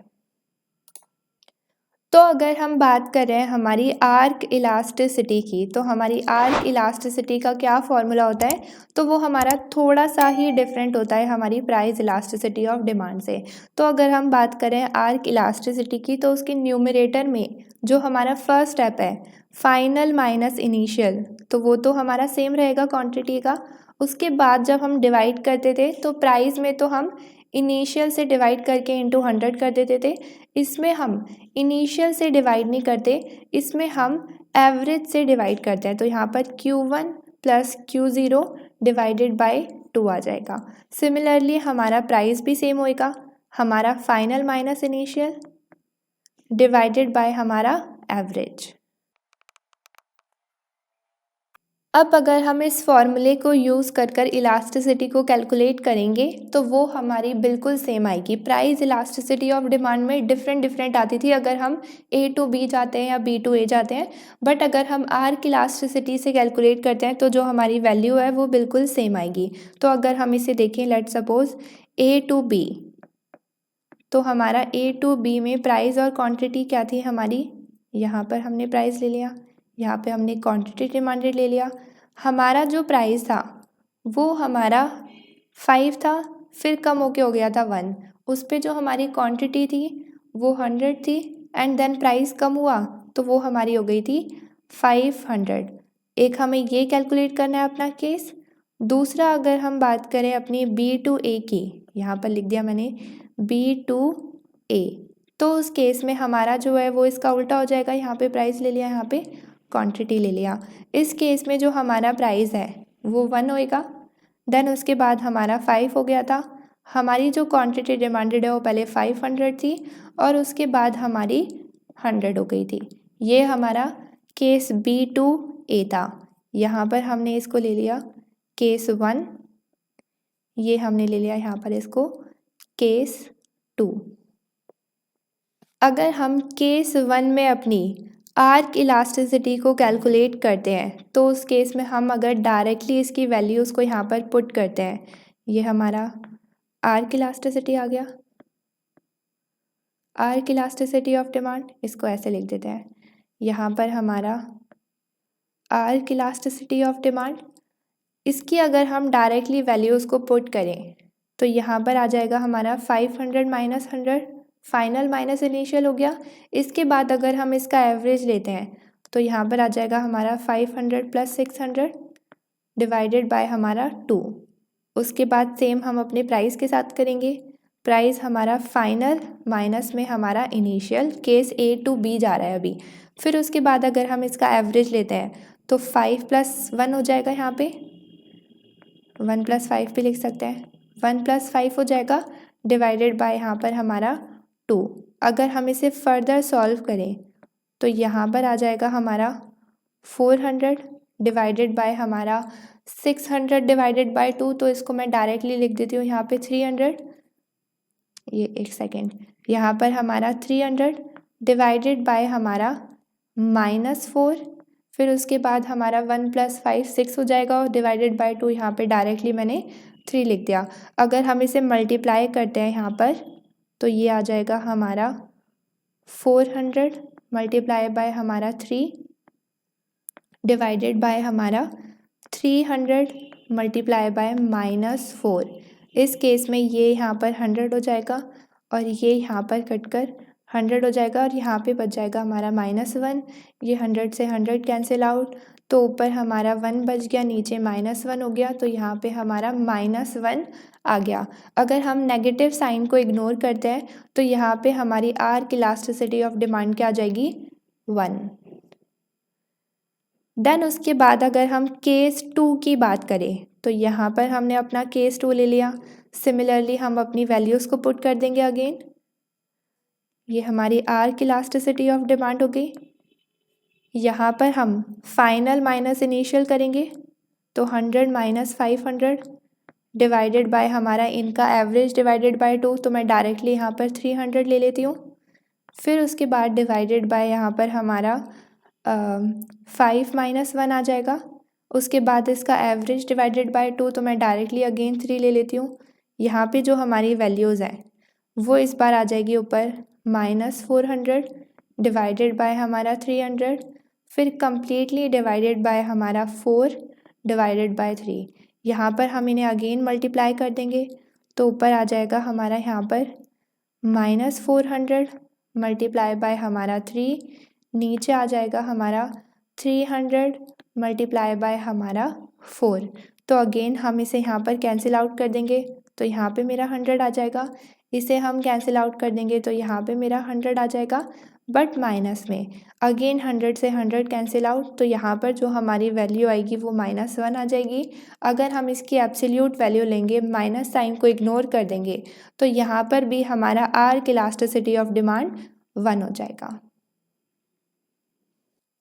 तो ये था हमारा आर्क इलास्टिसिटी। इसमें हम देख सकते हैं कि जो हमारी इलास्टिसिटी है वो दोनों ही केसेस में एग्जैक्टली सेम है। ए टू बी जा रहे हैं या फिर बी टू ए जा रहे हैं, इट डजेंट मैटर, हमारी जो वैल्यूज़ है वो दोनों ही केसेस में बिल्कुल सेम है। लेकिन अगर हम प्राइस इलास्टिसिटी ऑफ डिमांड से निकालते हैं तो उसमें हमारा A to B and then B to A दोनों में ही हमारी वैल्यूज़ जो है वो डिफ़र करती हैं। इकोनॉमिक एनालिसिस बोलते भी हैं कि अगर तुम्हें ज़्यादा एक्यूरेट वैल्यूज़ चाहिए तो उस केस में तुम्हें आर्क इलास्टिसिटी से ही वैल्यूज़ को निकालना चाहिए। अब ये हो गया हमारा पूरा कि हमारी वैल्यूज़ कैसे निकलती है फॉर्मूले के थ्रू। लेकिन अगर हम बात करें अब अपनी प्राइस इलास्टिसिटी ऑफ डिमांड की कि वो कितने टाइप की होती हैं, कितने तरीके की हमारी प्राइस इलास्टिसिटी ऑफ डिमांड होती है, तो उसे हम अपनी नेक्स्ट स्लाइड में देखते हैं। इलास्टिसिटी मेजर्स, तो अगर हम बात करें इलास्टिसिटी ऑफ डिमांड की तो वो हमारी 5 तरीके की इलास्टिसिटी होती हैं। पहला अगर हम बात करें तो वो होती है हमारी इलास्टिक डिमांड। इलास्टिक डिमांड हम कब बोलते हैं, जब हमारा price elasticity of demand greater than 1 हो, मतलब कि हमारा यहाँ पर ये वैल्यू जो है हमारी वो ग्रेटर देन 1 हो। ये हमने देखा भी है कि ये कब होती है, जब हमारा न्यूमरेटर ज़्यादा होता है हमारे डिनोमिनेटर से। और हमारे न्यूमरेटर में क्या होता है, percentage change in quantity demanded, denominator में क्या होता है हमारा परसेंटेज चेंज इन प्राइस। तो अगर हमारा न्यूमरेटर बड़ा है हमारे डिनोमिनेटर से, मतलब कि हमारा percentage change in quantity demanded ज़्यादा है हमारे परसेंटेज चेंज इन प्राइस से, मतलब कि परसेंटेज चेंज इन प्राइस में जो भी चेंजेस आ रहे हैं उससे ज़्यादा हमारे क्वांटिटी डिमांडेड में चेंजेस आ रहे हैं। हमारी जो इकोनॉमिक रिसर्च है वो अपने डेटा के थ्रू ये भी कंक्लूड करती है कि जो हमारी पीनट बटर है और जो हमारी ऑलिव ऑयल है वो दोनों ही हमारी इलास्टिक डिमांड है, मतलब कि अगर उनके प्राइस में चेंजेस आते हैं तो उनकी जो क्वांटिटी डिमांडेड है वो प्राइस के चेंज होने से ज़्यादा रिस्पॉन्ड करती है अपनी डिमांड में। देन अगर हम बात करें अपनी सेकंड इलास्टिसिटी की तो वो है हमारी परफेक्टली इलास्टिक। इसका क्या मतलब हुआ, हमारी डिमांड परफेक्टली इलास्टिक कब होती है, जब हमारी प्राइस में थोड़े से भी चेंजेस आते हैं उसकी वजह से हमारी जो डिमांड है वो काफ़ी ज़्यादा, बहुत ही ज़्यादा रिस्पॉन्ड करती है। यहाँ पे हमें गिवन भी है कि अगर हमारा प्राइस थोड़ा सा भी इंक्रीज़ होता है उस केस में जो हमारे कंज्यूमर हैं वो कंजम्पशन ही गुड की बंद कर देते हैं। अगर हम इसको डायग्राम के थ्रू समझें, एक सेकेंड, तो ये हमारा प्राइस है, हम यहाँ पर देख सकते हैं कि इस प्राइस पे हमारी डिफरेंट हम क्वांटिटी को ले सकते हैं। लेकिन जैसे ही हमारा प्राइस थोड़ा सा भी चेंज होता है, थोड़ा सा भी कम ज़्यादा होगा, तो उस केस में जो हमारी डिमांड है वो एग्जैक्टली स्टॉप हो जाएगी। उस केस में हमारी जो डिमांड है वो बिल्कुल ज़ीरो हो जाएगी, सब अपनी कंजम्पशन को बिल्कुल रोक देंगे अगर थोड़ा सा भी प्राइस चेंज हुआ। तो इस केस में हमारा जो डिमांड कर्व है वो हॉरिजॉन्टल होता है, वो पैरेलल टू एक्स एक्सिस होता है। देन उसके बाद अगर हम अपने नेक्स्ट केस को देखें तो हमारी जो प्राइस इलास्टिसिटी ऑफ डिमांड है वो हमारी यूनिटरी भी होती है, हमारी यूनिट इलास्टिक डिमांड भी होती है। वो कब होती है, जब हमारा price elasticity of demand exactly 1 हो जाता है। तो उस केस में जो हमारी इलास्टिसिटी ऑफ डिमांड है वो यूनिट इलास्टिक डिमांड होती है। अब इसका क्या मतलब हुआ, ये केस भी हमने पढ़ा हुआ था कि अगर हमारा ये इक्वल टू एग्जैक्टली 1 हो जाता है उस केस में मतलब हमारा न्यूमरेटर डिनोमिनेटर के बिल्कुल इक्वल हो जाता है, मतलब कि हमारे जितने प्राइस में चेंजेस आए हैं उतने ही एग्जैक्टली हमारी क्वांटिटी डिमांडेड में चेंज आए हैं, जिस केस में हमारा जो टोटल रेवेन्यू है वो अफेक्ट नहीं होता। तो वो होता है हमारा यूनिट इलास्टिक डिमांड, जब हमारा price elasticity of demand equal to 1 होता है, जहाँ पे हमारा price elasticity of demand equal to 1 होता है। अगर हम इसे डायग्राम के थ्रू समझें यहाँ पर तो हम देख सकते हैं कि अगर हमारे प्राइस में चेंजेस आए, यहाँ पे अगर हमारा प्राइस कम हुआ तो हमारी क्वांटिटी डिमांडेड इंक्रीज़ हो गई। लेकिन हम देख सकते हैं कि जो चेंज है हमारा, जो ये डिस्टेंस है और ये डिस्टेंस है ये एग्जैक्टली सेम है। सिमिलरली अगर लेट सपोज हमारा प्राइस इंक्रीज़ हुआ है तो उस केस में हमारी जो क्वांटिटी डिमांडेड है वो कम हो गई। बट वो कितनी कम हुई है, तो हम देख सकते हैं कि जो ये हमारी डिस्टेंस है वो दोनों की सेम है। प्राइस में जितना ऊपर गया है प्राइस उतनी ही हमारी डिस्टेंस से हमारी क्वांटिटी डिमांडेड कम हुई है। यहाँ पर जो हमारा चेंज है वो दोनों में एग्जैक्टली सेम है अगर हम किसी भी डायरेक्शन में देखते हैं तो। देन अगर हम अपने नेक्स्ट केस की बात करें तो हमारी जो इलास्टिसिटी ऑफ डिमांड है वो हमारी इनइलास्टिक डिमांड भी होती है। इनइलास्टिक डिमांड हम किस सिचुएशन में बोलेंगे, जब हमारा price elasticity of demand less than 1 होगा। ये केस भी हमने पढ़ा हुआ है, जब हमारा price elasticity of demand less than 1 होगा, मतलब कि हमारा इस केस में न्यूमरेटर कम होता है डिनोमिनेटर में, तो मतलब कि हमारा percentage change in quantity demanded कम है हमारी परसेंटेज चेंज इन डिमांड से। हम यहाँ पर देख भी सकते हैं, एक सेकेंड, यहाँ पे लिखा भी हुआ है कि price elasticity of demand less than 1 होती है और हमारी percentage change in quantity demanded कम होते हैं हमारे परसेंटेज चेंज इन प्राइस से। यहाँ पे हमारी रिसर्च बोलती भी है कि जो हमारे सीक्रेट्स हैं और जो हमारे पोटैटो चिप्स हैं उनकी जो डिमांड होती है वो इनइलास्टिक होती है, मतलब कि अगर उनके प्राइस में चेंजेस आते हैं तो जो क्वांटिटी डिमांडेड है वो कम रिस्पॉन्ड करती है as compare to price. Then अगर हम अपनी लास्ट इलास्टिसिटी को देखें तो वो होती है हमारी परफेक्टली इनइलास्टिक। अब इसमें क्या सीन है, तो हमारी परफेक्टली इनइलास्टिक कब होती है डिमांड, जब हमारी क्वांटिटी डिमांडेड बिल्कुल भी अफेक्ट नहीं होती हमारे प्राइस से, मतलब कि हमारे प्राइस में कुछ भी चेंजेस आएंगे, प्राइस कम हो चाहे ज़्यादा हो, हमारी क्वांटिटी डिमांडेड में कुछ भी चेंजेस नहीं आने वाले, हमारी क्वांटिटी डिमांडेड बिल्कुल सेम रहेगी। अगर हम इसको डायग्राम के थ्रू समझें यहाँ पर तो हम देख सकते हैं कि हमारी जो क्वांटिटी डिमांडेड है वो सेम है, किसी भी प्राइस कोई भी प्राइस चार्ज कर लो हमारी तो डिमांड 5 ही रहनी है। तो यहाँ पर हम देख सकते हैं कि हमारे प्राइस में लेट सपोज़ कि अगर 4 प्राइस है, उससे अगर हमारा प्राइस इंक्रीज़ होता है 5 होता है तो भी मेरी डिमांड सेम रहेगी, उससे अगर प्राइस कम होता है तो भी मेरी डिमांड सेम रहेगी। यहाँ पर हमारी जो डिमांड है वो बिल्कुल भी अफेक्ट नहीं होती है हमारे प्राइस से। तो ये थी हमारी 5 तरीके की इलास्टिसिटी। हमने देखा कि अगर हमारी price elasticity of demand greater than 1 होता है तो उस केस में जो हमारी डिमांड है वो इलास्टिक होती है, मतलब कि हमारी क्वांटिटी डिमांडेड ज़्यादा रिस्पॉन्स करती है प्राइस के चेंज होने से। लेकिन अगर ये लेस देन होता है तो उस केस में हमारी इनइलास्टिक होती है डिमांड, मतलब कि हमारी क्वांटिटी डिमांडेड कम रिस्पॉन्स करती है प्राइस के चेंज होने से। अगर ये दोनों इक्वल होते हैं, मतलब कि हमारी जो क्वांटिटी डिमांडेड है वो एग्जैक्टली सेम रिस्पॉन्स कर रही है हमारे प्राइस के चेंज होने से, जहाँ पर हमारा टोटल रेवेन्यू में कोई भी चेंजेस नहीं आते। अगर हम बात करें बाकी 2 केसेस की तो हमारा है पहले फिर परफेक्टली वाले केसेस, तो एक है हमारा परफेक्टली इनइलास्टिक जिसमें हमारी डिमांड को फ़र्क ही नहीं पड़ता कुछ भी प्राइस हो। दूसरा है हमारा परफेक्टली इलास्टिक, तो उस केस में हमारा जो प्राइस है वो बिल्कुल सेम रहता है, अगर प्राइस में थोड़े से भी चेंजेस आते हैं तो जो हमारी डिमांड है वो एग्जैक्टली ज़ीरो हो जाती है और वो बिल्कुल भी लाइक लोग अपनी कंजम्पशन को बंद कर देते हैं उस केस में, अगर हमारे प्राइस में थोड़े से भी चेंजेस आते हैं। अगर हम जैसे बात करें इलास्टिक की, तो हमने देखा इलास्टिक में क्या होता है कि हमारी क्वांटिटी डिमांडेड में ज़्यादा चेंजेस आ रहे होते हैं हमारे प्राइस से। फिर अगर हम बात करते हैं परफेक्टली इलास्टिक की, अगर हम इसके आगे परफेक्टली लगा देते हैं तो उस केस में हमारी क्वांटिटी डिमांडेड में ज़्यादा तो चेंज आ रहे होते हैं बट बहुत ही ज़्यादा चेंज आ रहे होते हैं कि अगर हमारे प्राइस में थोड़ा सा भी चेंज आता है तो हमारी क्वांटिटी डिमांडेड हद से ज़्यादा रिस्पॉन्स करती है, इनफैक्ट ज़ीरो भी हो जाती है। लेकिन अगर हम बात करें सिमिलरली ऐसे इन इलास्टिक की, तो अगर हम बात करते हैं इन इलास्टिक की तो मतलब कि हमारी क्वांटिटी डिमांडेड में कम चेंजेस आ रहे हैं हमारे प्राइस से।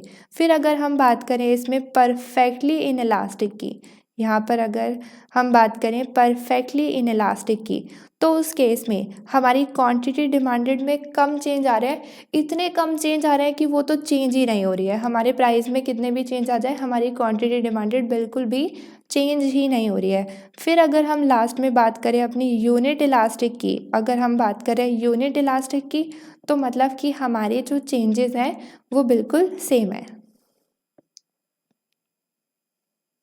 तो ये थी हमारी 5 तरीके की इलास्टिसिटीज़।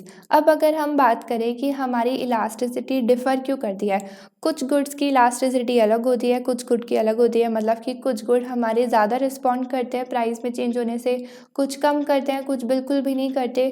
तो इनका रीज़न क्या है, तो हमारी जो प्राइस इलास्टिसिटी ऑफ डिमांड है उसके अगर हम डिटर्मिनेंट्स की बात करें तो उन्हें हम आगे देखते हैं। अब यहाँ पर जो हमारे इकोनॉमिस्ट हैं उन्होंने 3 प्राइम रीजंस देखे जिसकी वजह से जो हमारी इलास्टिसिटी है वो डिफ़र करती है गुड टू गुड। तो अगर हम बात करें अपने फर्स्ट रीज़न की तो वो है हमारा क्लोजनेस ऑफ सब्सटीट्यूट। तो यहाँ पर मेजर चीज़ क्या है कि जितने ज़्यादा हमारे नंबर ऑफ अवेलेबल सब्सटीट्यूट्स होंगे उतना ही ज़्यादा हमारी price elasticity of demand increase होगी। अगर हम बात करें सब्सटीट्यूट्स की तो हमारी सब्सटीट्यूट्स क्या होते थे कि अगर हमारे प्राइस ऑफ रिलेटेड गुड में कोई भी चेंजेस आते हैं तो हमारी डिमांड फॉर सब्सटीट्यूट गुड भी चेंज होती है। ये हमने ऑलरेडी पढ़ा था चैप्टर 4 में। तो अगर हम इसे एग्जाम्पल के बेस पर समझें तो यहाँ पर हमें गिवन है कि लोकल चीज़ फैक्ट्री के जो वर्कर्स हैं उन्होंने स्ट्राइक करी जिसकी वजह से जो हमारा पिज़्ज़ा का प्राइस है वो बहुत ही ज़्यादा इंक्रीज़ हो गया। तो अगर इंक्रीज़ हो गया है पिज़्ज़ा का प्राइस तो क्या हम उसे ख़रीदेंगे, क्या हम उसे खाना चाहेंगे? तो इट डिपेंड्स अपॉन कि क्या कोई ऐसा दूसरा गुड है। अगर मैं ये कंज्यूम नहीं करती तो दूसरा गुड कोई ऐसा है जो मुझे सेम लेवल की सेटिस्फेक्शन दे दे। मतलब कि अगर मैं पिज़्ज़ा खा रही हूँ तो मुझे खुशी होती होगी, कुछ सेटिस्फेक्शन फील होती होगी। अगर उसका प्राइस इंक्रीज़ हुआ है तो क्या कोई दूसरा ऐसा सब्सटीट्यूट गुड है जिसे खाकर मुझे सेम लेवल की खुशी फील हो? तो ये हमारा डिपेंड करता है कि क्या उसका कोई सब्सटीट्यूट गुड अवेलेबल है कि नहीं। तो अगर हमारा प्राइस ऑफ पिज़्ज़ा चेंज हो रहा है तो हम बोल सकते हैं कि price of related good change हो रहे हैं तो हमारी गिवन गुड की जो डिमांड है वो भी चेंज होती है। तो वो आता है हमारे सब्सटीट्यूट्स में। तो अगर हम बात करें सब्सटीट्यूट गुड की तो लेट सपोज़ कि हमारा हैम बर्गर जो है वो पिज़्ज़ा का सब्सटीट्यूट है। लेट सपोज़ कि जो हमारा हैम बर्गर है वो हमें सेम लेवल की सेटिस्फेक्शन देता है। अगर हम पिज़्ज़ा नहीं खा रहे, उसका प्राइस इंक्रीज़ हो गया है तो हम हैम बर्गर खा सकते हैं। तो अगर हम यहाँ पर स्विच कर रहे हैं पिज़्ज़ा से हैम बर्गर पर, अगर हमारे पिज़्ज़ा का प्राइस इंक्रीज़ हुआ तो हमने अपनी हैम बर्गर की डिमांड कर ली। तो हम देख सकते हैं कि पिज़्ज़ा की प्राइस चेंज होने की वजह से उसकी जो क्वांटिटी डिमांडेड है वो बहुत ही ज़्यादा चेंज हुई क्योंकि हमने वो कम कर दी। क्यों कम करी? क्योंकि उसका अवेलेबल सब्सटीट्यूट था। तो यहाँ पर इसीलिए हमें गिवन है कि जितने ज़्यादा हमारे नंबर ऑफ़ अवेलेबल सब्सटीट्यूट होंगे उतना ही ज़्यादा हमारी price elasticity of demand increase होती है। सिमिलरली हम इसका उल्टा भी बोल सकते हैं कि जितने ज़्यादा हमारे नंबर ऑफ़ सब्सटीट्यूट्स कम होंगे, क्योंकि अगर लेट सपोज़ कि पिज़्ज़ा के अलावा मुझे कोई ऐसा गुड ही नहीं मिलता, कोई सब्सटीट्यूट ही नहीं मिलता जिससे मुझे सेम लेवल की सेटिस्फेक्शन या खुशी मिलती खाकर, तो उस केस में मैं स्विच नहीं करती। उस केस में प्राइस के चेंज होने की वजह से इसकी डिमांड में चेंज नहीं करती अगर मुझे सब्सटीट्यूट नहीं मिलता। तो उस केस में मेरी प्राइस इलास्टिसिटी ऑफ डिमांड भी इंक्रीज़ नहीं होती क्योंकि मेरी क्वांटिटी डिमांडेड में चेंजेस नहीं आते प्राइस के चेंज होने की वजह से। तो यहाँ पर जो हमारा फर्स्ट रीज़न है तो वो बोलता है कि जितने ज़्यादा हमारे नंबर ऑफ़ अवेलेबल सब्सटीट्यूट्स होंगे उतनी ही ज़्यादा हमारी price elasticity of demand increase होगी। नाउ अब अगर हम बात करें हमारे सेकंड रीज़न की तो वो है हमारा budget share spend on good. तो यहाँ पर सबसे इम्पॉर्टेंट पॉइंट क्या है कि जितना ज़्यादा हम अपने बजट पर गुड्स पर स्पेंड करेंगे उतना ही ज़्यादा हमारी इलास्टिसिटी ऑफ डिमांड इंक्रीज़ होगी। अगर हम इसको एग्जांपल के बेस पर समझें तो यहाँ पर हमें गिवन है कि जो हमारा फ्रैक्शन होता है वो बहुत ही इम्पॉर्टेंट फैक्टर है कि हम स्मॉल फ्रैक्शन को ऐड कर रहे हैं अपने बजट में कि हम लार्ज फ्रैक्शन को कर रहे हैं। तो अगर लेट सपोज़ कि अगर हम स्मॉल फ्रैक्शन को करते हैं तो यहाँ पे हमें एग्जांपल गिवन है की चेन। अगर हम हर 5 साल में अपनी की चेन को चेंज करते हैं और उसका प्राइस इंक्रीज़ भी हो जाता है तो हम देख सकते हैं कि की चेन ज़्यादा से ज़्यादा कितनी महंगी हो सकती है, तो वो हमारी $0.5 की है। अगर उसका प्राइस इंक्रीज़ भी हो जाता है और उसको हम अपने बजट में ऐड भी करते हैं तो हमारे ओवरऑल बजट में ज़्यादा चेंजेस नहीं आएंगे। लेकिन अगर हम बात करें लार्ज फ्रैक्शन की, अगर हम उसकी जगह के लाइक की चेन की जगह पर अगर हम कोई फर्नीचर परचेज़ करते हैं या फिर अगर हम कोई हाउस परचेज़ करते हैं तो उस केस में हम देख सकते हैं कि ये कितना लार्ज फ्रैक्शन है और अगर इसके प्राइस में चेंजेस आएंगे तो हम तो काफ़ी ज़्यादा रिस्पॉन्ड करेंगे क्योंकि ये हमारा बहुत ही ज़्यादा लार्ज नंबर ऑफ़ फ्रैक्शन है। इस पे जो हम अपनी मनी स्पेंड करेंगे वो काफ़ी ज़्यादा, ये अगर हम अपने बजट में ऐड करेंगे तो ये हमारा काफ़ी ज़्यादा बड़ा फ्रैक्शन है। तो जितना ज़्यादा हम अपने बजट पर गुड्स पर स्पेंड करते हैं उतनी ही ज़्यादा हमारी price elasticity of demand increase होती है। देन अगर हम बात करें हमारे लास्ट फैक्टर की, तो वो है हमारा अवेलेबल टाइम टू एडजस्ट। तो ये मैंने अपनी ऑलरेडी काफ़ी लेक्चर्स के बीच में बताया हुआ है कि जो हमारा टाइम पीरियड है वो काफ़ी ज़्यादा मैटर करता है। हमारा टाइम काफ़ी इंपॉर्टेंट एलिमेंट है अगर हम बात करें प्राइस में चेंज होने की वजह से। तो अगर जब हमारे प्राइस में चेंजेस आते हैं तो शॉर्ट रन में हम इतना अपनी डिमांड को चेंज नहीं करते हैं, बट इन लॉन्ग रन हम डेफिनेटली बहुत ज़्यादा रिस्पॉन्स कर सकते हैं अगर हमारी प्राइस में चेंजेस आया है तो शॉर्ट रन में अपने प्राइस के चेंज होने से इतना रिस्पॉन्स नहीं करते, बट लॉन्ग रन में हम उससे ज़्यादा रिस्पॉन्स करते हैं। तो अगर हम इसे एग्जांपल के बेस पर समझें तो लेट सपोज़ कि अगर हमारे ऑयल पेट्रोल का प्राइस अगेन इंक्रीज़ हो गया, तो शॉर्ट रन में हम ज़्यादा से ज़्यादा कुछ नहीं करेंगे, एकदम से बहुत सारी चीज़ें नहीं करने लगेंगे। लेट सपोज़ कि अगर हम अपनी ऑफिस ड्राइव करके जाते हैं और शॉर्ट रन में लाइक अगर हमारा प्राइस इंक्रीज़ हो गया है ऑयल पेट्रोल का, तो उस केस में हम एकदम से पब्लिक ट्रांसपोर्टेशन पर शिफ्ट नहीं हो जाएंगे, हम एकदम से हाइब्रिड मोड पर शिफ्ट नहीं हो जाएंगे। हो सकता है शॉर्ट रन में हम एक्स्ट्रा ट्रिप अपनी स्किप कर दें, या फिर हम ग्रॉसरी स्टोर जहाँ पे हम पास की जगह पर भी अपनी कार से या फिर ट्रैवल करके खुद से ड्राइव करके जा रहे हैं वहाँ पर रुक दें। तो लेकिन शॉर्ट रन में हम इतना चेंजेस नहीं करें। लेकिन अगर हम बात करें लॉन्ग रन में, तो हो सकता है कि अब हम इस केस में ऑफिस हो सकता है पब्लिक ट्रांसपोर्टेशन पे जाने लगे, उसे यूज़ करके हाइब्रिड मोड से जाने लगे। फिर उसके बाद है कि हम कार पुलिंग करके जाने लगे, या फिर हो सकता है कि इन लॉन्ग रन अगर हमारा प्राइस इंक्रीज़ ही रहता है तो हो सकता है कि हम अपने घर लाइक अब जहाँ पर हम रहते हैं उसको हम शिफ्ट करके अपने ऑफिस के पास रहने लगे। तो इन शॉर्ट रन हम इतने ज़्यादा मेजर चेंजेस नहीं करते हैं अपनी डिमांड में, बट इन लॉन्ग रन हम डेफिनेटली उससे ज़्यादा रिस्पॉन्ड करते हैं अगर हमारे प्राइस में चेंजेस आते हैं तो यहाँ पर हमारा पूरा टॉपिक ख़त्म होता है हमारा प्राइस इलास्टिसिटी ऑफ डिमांड का। अब अगर हम बात करें अपनी बाकी दो इलास्टिसिटी ऑफ डिमांड की, हमारी क्रॉस प्राइस एंड हमारी इनकम इलास्टिसिटी ऑफ डिमांड, तो उसे हम आगे देखते हैं। Cross price elasticity of demand, तो स्टार्ट करते हैं पहले हम अपने फॉर्मूले से कि हमारा cross price elasticity of demand का फॉर्मूला क्या होता है। तो मैं इसे डायरेक्टली लिख देती हूँ यहाँ पर।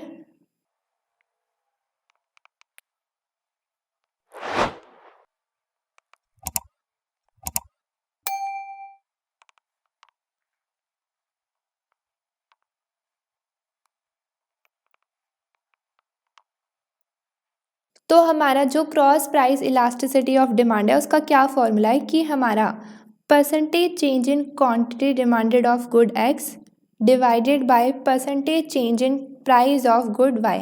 इसका क्या मीनिंग हुआ? तो अगर हमारे गुड वाई के प्राइस में चेंजेस आते हैं, उसके बदले में अगर हमारे गुड एक्स की डिमांड में चेंजेस आते हैं, तो वो कितने चेंज आता है वो हमारा cross price elasticity of demand show करता है। तो अगर हम दो गुड्स की बात कर रहे हैं, अगर हम यहाँ पर दो गुड्स की बात कर रहे हैं, अगर ये है हमारा एक गुड एक्स और दूसरा है हमारा गुड वाई, तो यहाँ पर अगर हम दो गुड्स की बात कर रहे हैं, हमारा एक गुड एक्स है और एक हमारा है गुड वाई, तो इन दोनों गुड्स के बीच में कुछ ना कुछ तो रिलेशन होगा, तभी तो इसकी प्राइस में चेंज होने की वजह से हमारी क्वांटिटी डिमांडेड दूसरे गुड की चेंज हो रही है। तो अगर हम एक सेकेंड, तो अगर हम इसके रिलेशन की बात कर रहे हैं तो हो सकता है कि ये हमारे गुड एक्स और वाई सब्स्टिट्यूट गुड्स हो, या फिर हो सकता है कि ये दोनों गुड हमारे X and Y complementary goods हो। अब हमारे सब्स्टिट्यूट और कॉम्प्लीमेंट्री गुड क्या होते हैं? तो हमारे दोनों ही गुड, हमारे सब्स्टिट्यूट गुड और हमारे कॉम्प्लीमेंट्री गुड, ये दोनों ही हमारे रिलेटेड गुड के प्राइस, हमारे रिलेटेड गुड के प्राइस में चेंजेस आने की वजह से हमारी गिवन गुड की डिमांड को जब चेंज करते हैं, तो हम यहाँ पर देख सकते हैं कि हमारे कॉम्प्लीमेंट्री और सब्स्टिट्यूट गुड क्या होते हैं, वो दोनों हमारे रिलेटेड गुड और हमारे गिवन गुड का रिलेशन शो करते हैं। तो जब भी हमारे रिलेटेड गुड के प्राइस में चेंज आने की वजह से हमारी गिवन गुड की जो डिमांड चेंज होती है वो हमारे सब्स्टिट्यूट और कॉम्प्लीमेंट्री गुड शो करते हैं, बट इनका रिलेशन यहाँ पर डिफरेंट होता है। अगर हम बात करें अपने सब्स्टिट्यूट गुड की, तो सब्स्टिट्यूट गुड का जो रिलेशन होता है वो हमारा पॉजिटिव होता है। मतलब कि अगर हमारे रिलेटेड गुड का प्राइस इंक्रीज होता है तो हमारी गिवन गुड की डिमांड भी इंक्रीज हो जाती है। सिमिलरली इसका उल्टा, अगर हमारे रिलेटेड गुड का प्राइस कम होता है तो हमारी गिवन गुड की जो डिमांड है वो भी कम हो जाती है। सिमिलरली अगर हम बात करें अपनी कॉम्प्लीमेंट्री गुड की, तो उसका जो रिलेशन है वो नेगेटिव होता है। मतलब कि अगर हमारे रिलेटेड गुड का प्राइस इंक्रीज हो जाता है तो हमारी गिवन गुड की जो डिमांड है वो कम हो जाएगी। अगर हम इसका उल्टा देखें कि अगर हमारे रिलेटेड गुड का प्राइस कम हो जाता है तो उस केस में हमारी गिवन गुड की जो डिमांड है वो इंक्रीज हो जाती है। अब ये दोनों चीज़ें हमने अपने स्कूल लेवल में ऑलरेडी पढ़ी हुई है, हमने ये दोनों चीज़ें ऑलरेडी देखी हुई हैं। इसका यहाँ पर क्या यूज़ है?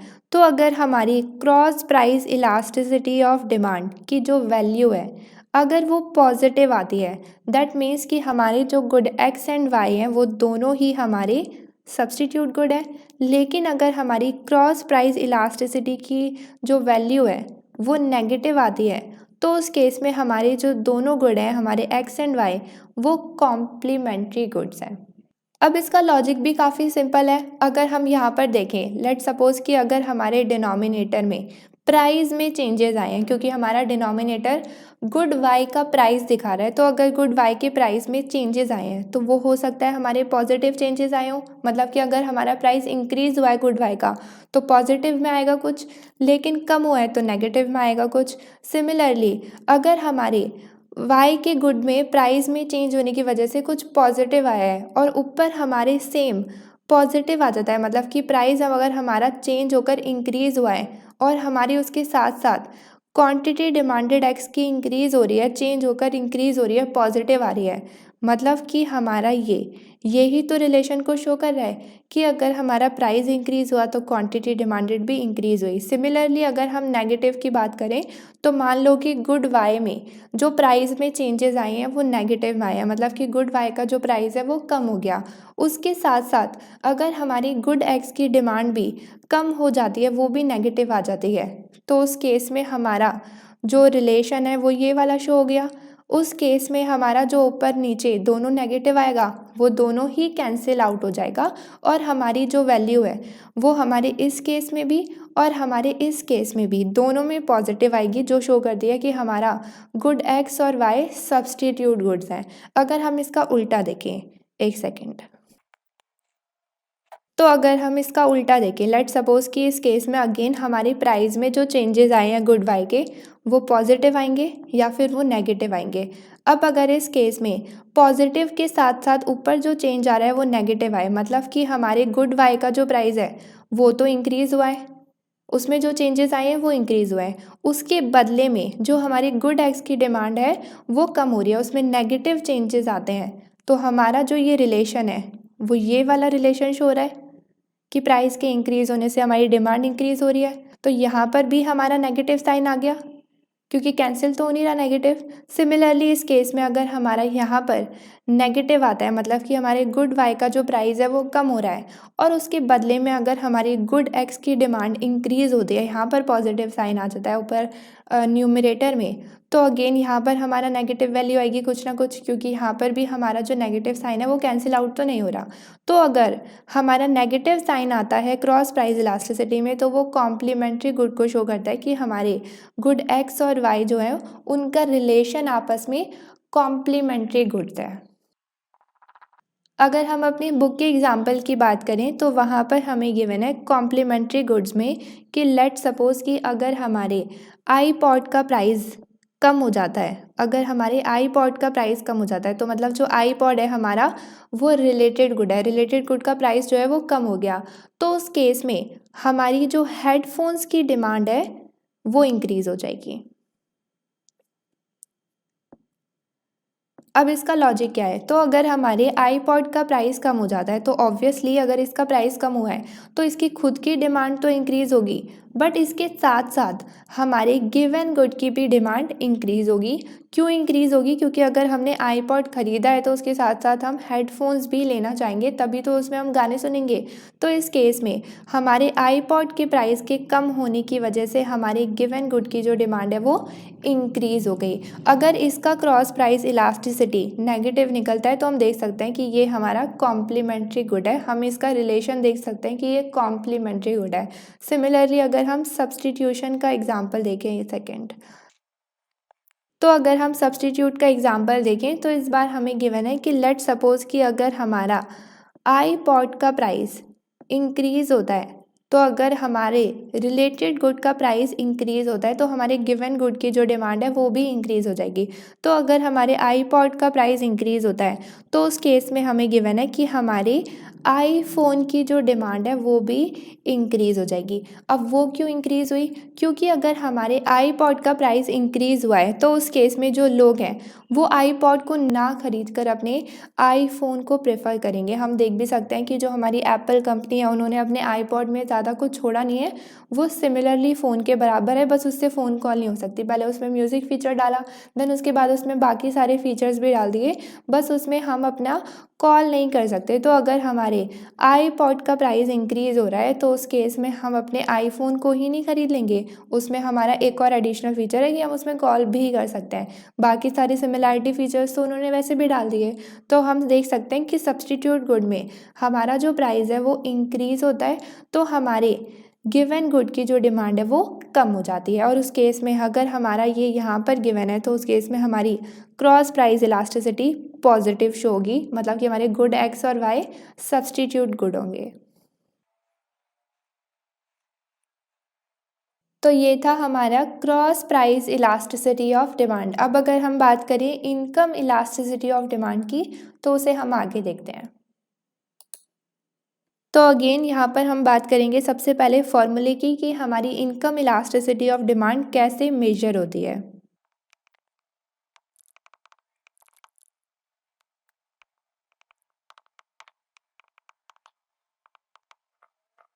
तो अगर हम बात करें इनकम इलास्टिसिटी ऑफ डिमांड की तो वो हमें क्या शो करता है कि जो हमारी इनकम में चेंजेस आई हैं उसके रिस्पॉन्ड में हमारी क्वांटिटी डिमांडेड कितना चेंज होती है, उसको ही हमारा income elasticity of demand measure करता है। लेकिन अगर हम बात करें यहाँ पर इनकम की, अगर हम बात करें यहाँ पर इनकम की तो हमें पता है कि इनकम के साथ हमारी क्वांटिटी डिमांडेड का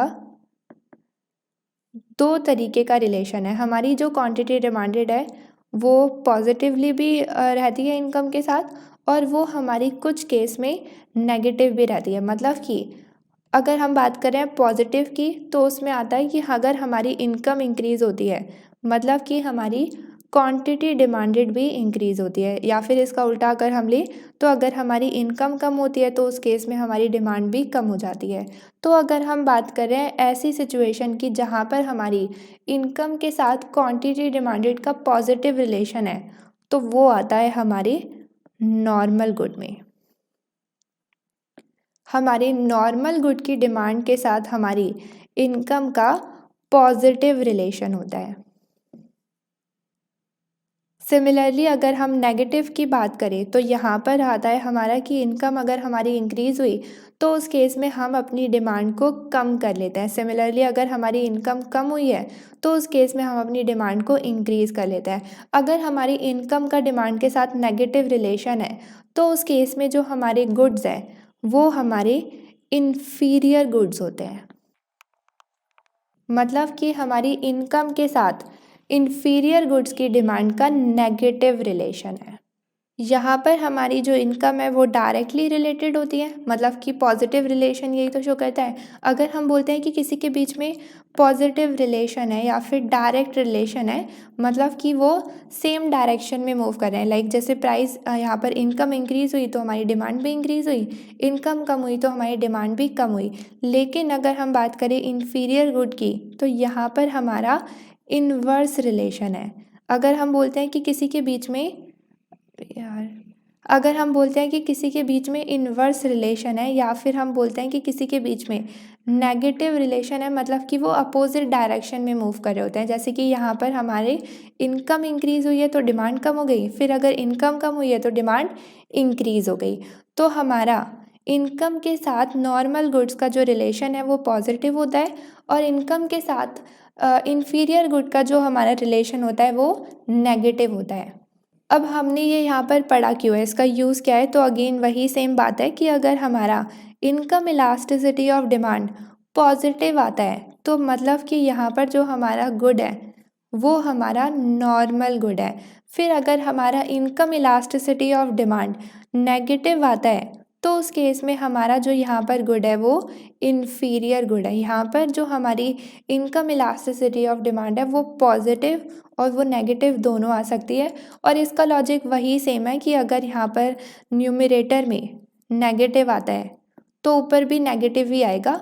अगर हमारे नॉर्मल गुड्स की बात हो रही है, अगर हमारा यहाँ पर पॉजिटिव चेंज आता है मतलब कि इनकम इंक्रीज़ हुई है और ऊपर भी अगर हमारी डिमांड इंक्रीज़ हुई है, तो ऐसे रिलेशन आते हैं जब, तो नॉर्मल गुड की बात है, इस केस में यहाँ तो हमारी पॉजिटिव वैल्यू ही आएगी, इस केस में हमारे नेगेटिव नेगेटिव कट जाते हैं और हमारी फिर भी पॉजिटिव वैल्यू आती है। लेकिन अगर हमारा रिलेशन कुछ इस तरीके से होता है कि अगर हमारी इनकम कम हुई है या फिर अगर हमारी इनकम ज़्यादा हुई है, उसके रिस्पॉन्स में यहाँ पर हमारी क्वांटिटी डिमांडेड ज़्यादा और कम हुई है, तो अगर ऐसा कुछ रिलेशन आता है तो उस केस में हमारा जो नेगेटिव साइन है वो शो होगा।